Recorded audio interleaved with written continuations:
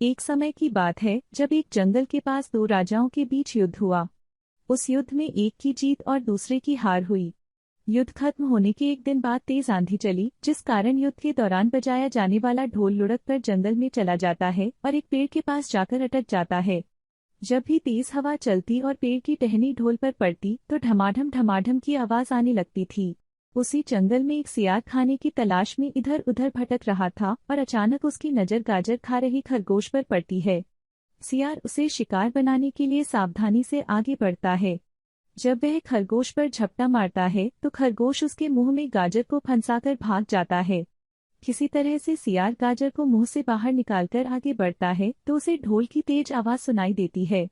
वह ढोल की आवाज सुनकर घबरा जाता है और सोचने लगता है कि उसने पहले कभी किसी जानवर की ऐसी आवाज नहीं सुनी।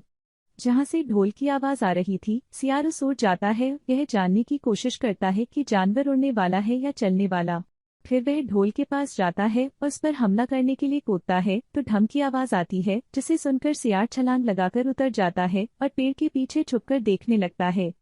कुछ मिनट बाद किसी तरह की प्रतिक्रिया न होने पर वह फिर से ढोल पर हमला करता है और फिर से ढम की आवाज आती है और वह फिर से ढोल से कूदकर भागने लगता है, लेकिन इस बार वह वहीं पर रुककर मुड़कर देखता है। ढोल में किसी भी तरह की हलचल न होने पर वह समझ जाता है कि यह कोई जानवर नहीं है। फिर वह ढोल पर कूद कूद कर ढोल को बजाने लगता है।